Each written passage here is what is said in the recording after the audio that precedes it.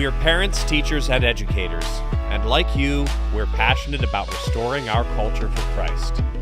This is Veritas Vox, the voice of classical Christian education.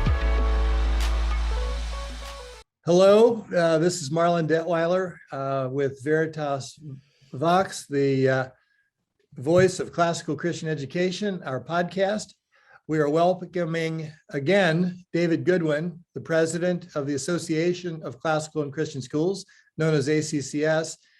David joined us recently to give us a little bit of his personal background, and we talked a good bit about the results of classical Christian education. There was a survey done, mentioned in that, called Good Soil, a comparative review, which is available on the ACCS website. So we're going to move on from that into some other areas. And maybe as a broad question for starters here, David, what other initiatives is ACCS involved in? You mentioned a couple just in mentioning with an acrostic, and maybe that's a good starting point. Maybe there are other things that you're pretty excited about right now that you're working on too. Yeah, well, we have two general divisions within the ACCS. One is Arcade, that was the acrostic you mentioned, the certification accreditation, sort of building the infrastructural elements necessary to make excellent classical Christian education somewhat normative around the country, as much as it is. I mean, one thing I do want to say with that, we are not materialists. We don't want to try and structure some kind of defined and wooden understanding of classical education. There's a whole bunch of different schools within it. It's really a 2,000-year-old plus tradition, so there's a lot of different variants, but if you decide to, I'm happy to lobby for Veritas's model being the one you adopt. Yes. Well, we love Veritas's model. Omnibus is a great system, but there's several others as well. And so we recognize that the 2,000 years of history, there's a lot of people who got involved in education, and various people follow various ones. And so we're kind of the one who's saying, well, that comports with classical philosophy or it does not. And that's kind of our big hat picture with the CADE initiative. The other side of our work is member development and creation and development. So new members. We had a banner year last year. We had 104 new schools start in the ACCS. That's the biggest number we've ever had. That's incredible. By a measure of about 3x. And so where, as you know, for many, many years, Marlon, you and I were out on the street corners trying to tell people how great classical education was. And it just took the events of the last couple of years for people to say, there's got to be an alternative to public education. And now they're all at our door. And so everybody's trying to start schools. So we're very invested in helping schools get started, growing them up. So a school hits a couple of different milestones. When they get to 150 students or so, they're kind of in a critical area where they have to transition over into an institutional kind of school, and that as opposed to like a small family type school. And so we're helping there at that transition point between 150 and 250, and then again going from 250 into an accredited school. And they don't have to be bigger than 250, but most often schools of 300 to 500 apply for accreditation. So we're trying to carry them through that whole process and help develop those schools. The thing that keeps me up at night is that good soil study, essentially, if you do the math and figure that the people who responded were from 24 to 43. Those are alumni of schools that you and I were involved in back in the 90s, right? My nightmare scenario is we lose that heritage. We're obviously, those schools were doing things right, thanks to the grace of our Lord. But going forward, we want to make sure that can be said 20 years from now. Yeah, we talked in our last session about the biggest problem that schools have, mission drift, and it tends to come from the board most frequently. I hadn't thought about it, but the idea of ACCS allowing vision drift in its own constituents and ranks would be equally as devastating, maybe even more so. Yes. Yeah.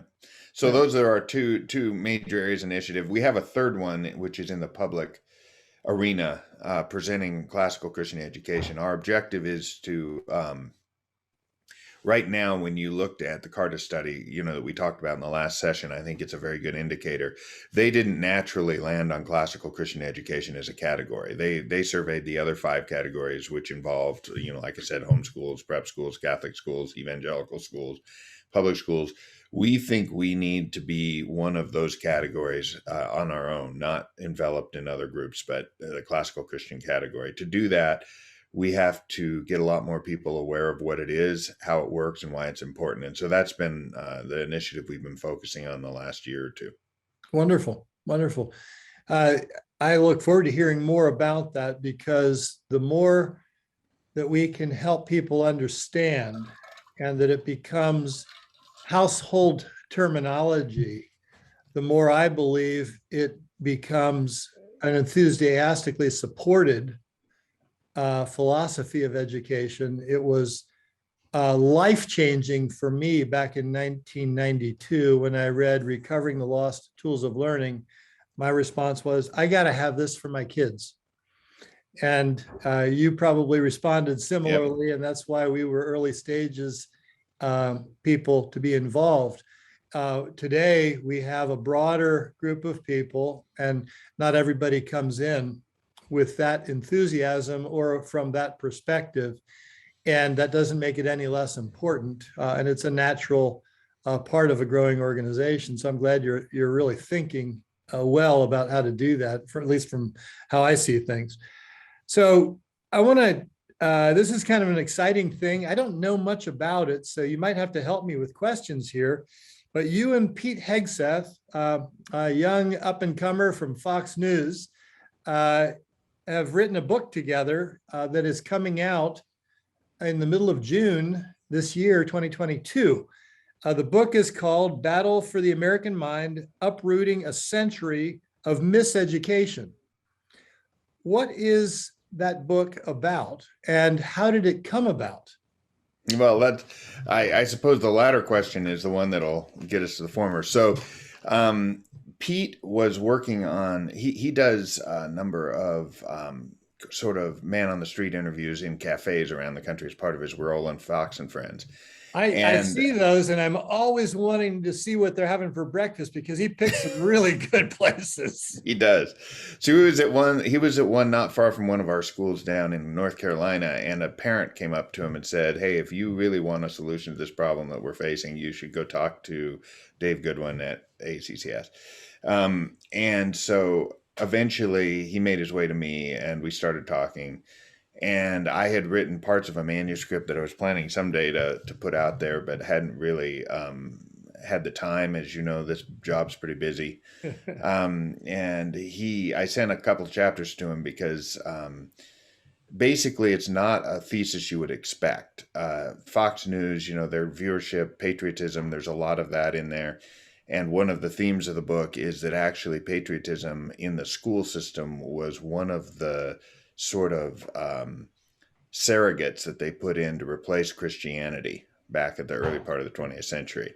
And that it really didn't have as strong of origins as maybe people think it does in terms of why it's valuable. So that was a provocative thought to Pete. So I sent him the chapter that defended that position, and he was convinced. And he said, we got to tell this story. We got to get it out there. So he championed it at Fox. We did a 5-part documentary that I could never have, obviously we in the business could never have afforded to do something this high quality. It's got a cast of amazing people, from Newt Gingrich to Victor Davis Hanson to Michael Knowles, and, just a whole good group of folks talking about classical Christian education ultimately.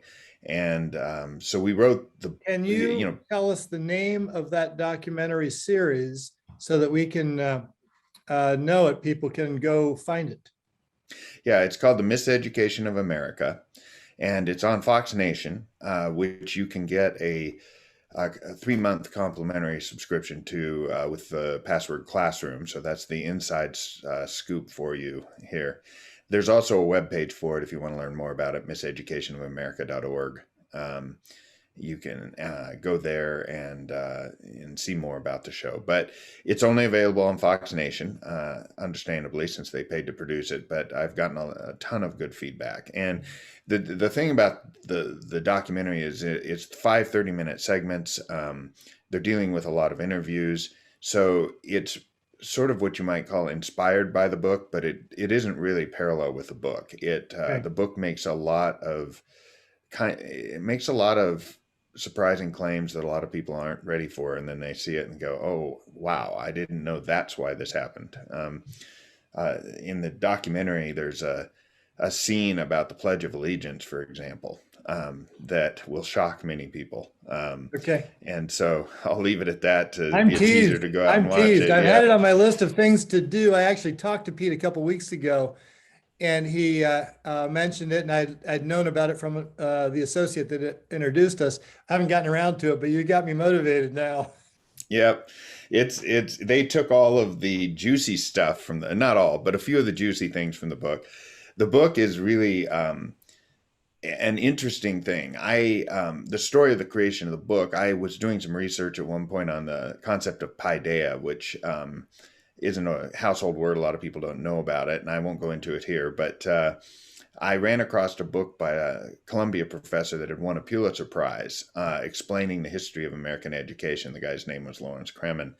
And he had a thesis that was pretty solidly defended in 3 volumes of several thousand pages. So I basically continued that research. The last book was published in the 80s, so it was a little older. So I continued it through, filled in around it, took a Christian perspective of it. He was a secular historian. And its basic thesis was that the progressives set out around the turn of the century to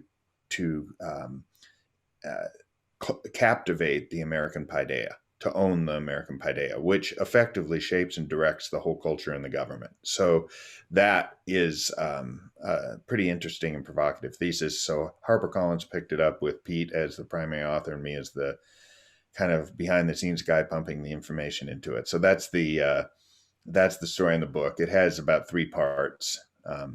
It starts with what's called the 16,000 hour war, which for those who may wonder where the number comes from, that's the number of hours most kids spend in school from K to 12. Interesting. Okay. And it deals with cultural Marxism in the schools, which is a popular entry point for this kind of thing. It's become very, very popular. The second part is called The Unauthorized History of American Education. And this is the second part of the book.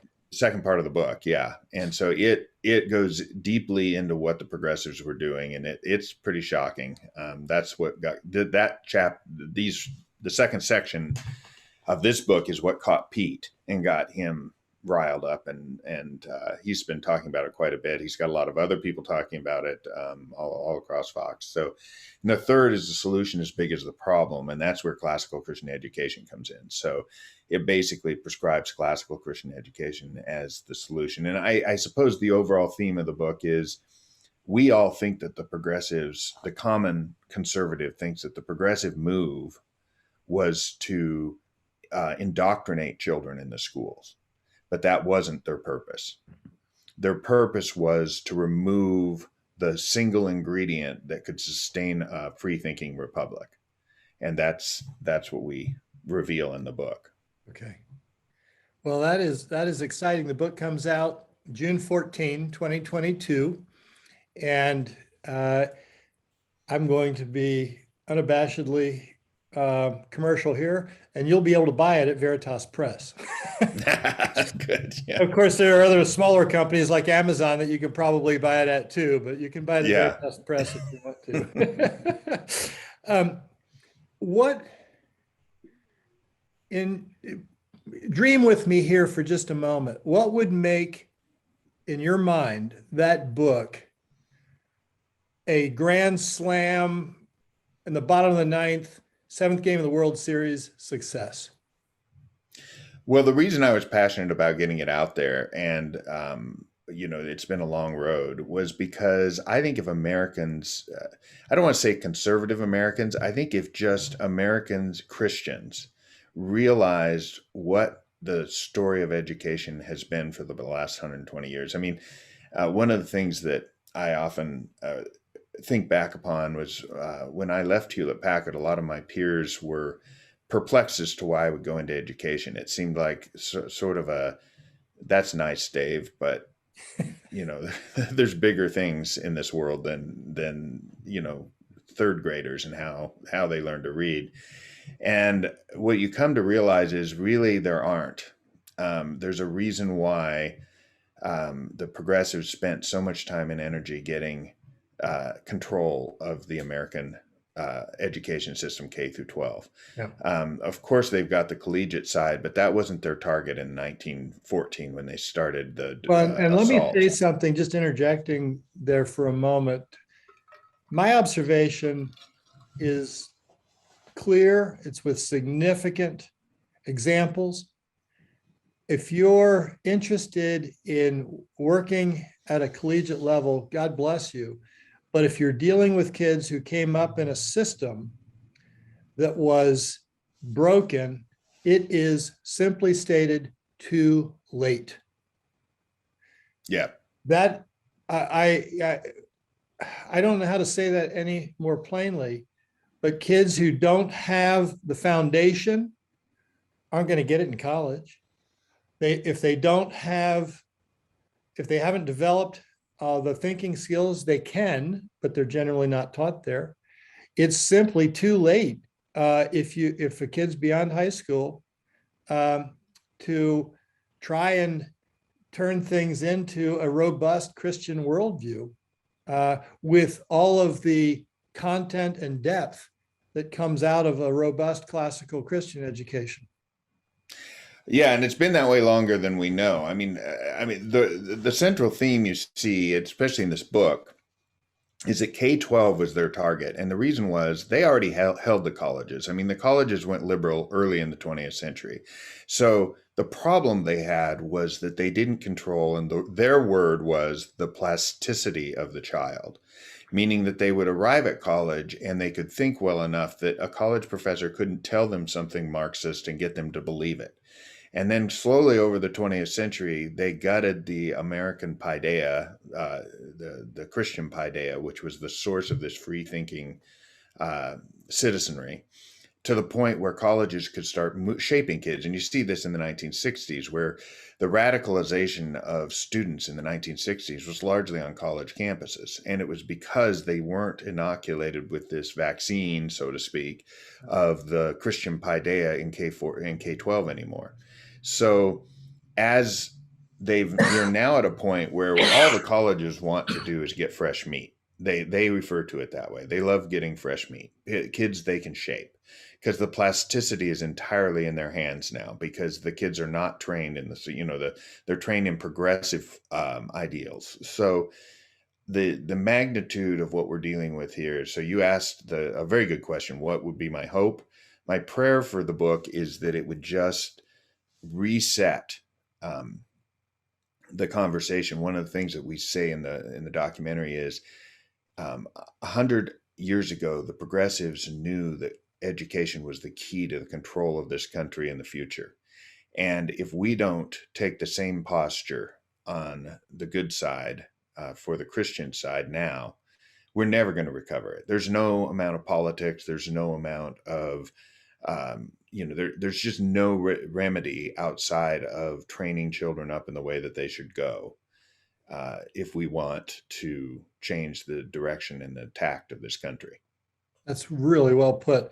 The book is called Battle for the American Mind, Uprooting a Century of Miseducation. Pete Hegseth and David Goodwin as the authors, coming out, I believe, June 14, 2022. We look forward to it. I hope it meets the success that you hope for not only your benefit, but for the benefit of our culture, which desperately needs it. Thank you. Changing topics here for a moment. We're going to a new topic. What's your advice for someone interested in starting a school? Well, come to classicalchristian.org and go into the membership startup area. We have a kit you can get that will pretty much get you started on the right path. It comes with a box full of books and materials and how-tos, and I think you're even in there as an author once or twice in some of the particular handbooks. But it also would give you membership to our vast database of everything from 800 conference talks to, which is daunting. We've sorted them and picked out the best of them, so you don't have to listen to all of them. But nonetheless, we got hundreds of documents. Major schools have given us their core curriculum paths and all the kind of, you can just look. I mean, Marlon, when you and I were doing this, there was only one school in the country people were borrowing stuff from, right? It was Logos in North Idaho. Now we've got dozens of schools helping, and we've got formulated documents that can help you do it. So that's one thing, just in terms of what the ACCS can help with. I think the bigger thing, if you want to start a classical Christian school, there's two things. You got to bathe it in prayer, because you got to start praying early on and pray a lot. And that's first, because second is one of the things you need to pray for is for God to send like-minded folks to join with you. You need probably 3 to 7 families that are really committed to this. And you then spend some time reading through the books, understanding the method, understanding the principles and the ideas, and then start heading down the path. We call it the T-24 program at ACCS, just 24 months before you start through this process. So T-24, but we have a little timeline on there that'll help you go through.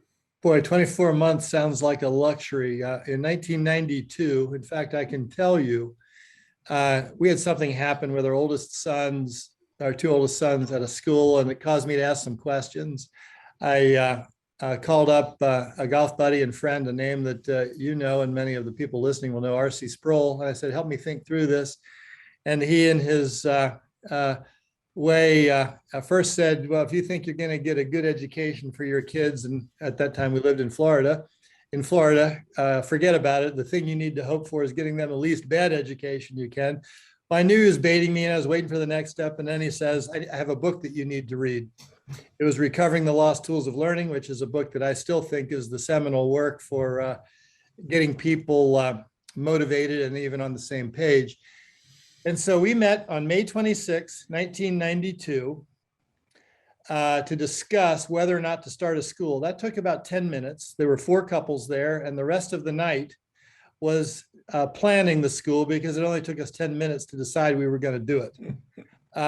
We had a lot of help from a lot of people, and opened the school exactly 3 months later in August 26, 1992, with, I believe, 37 or 38 students.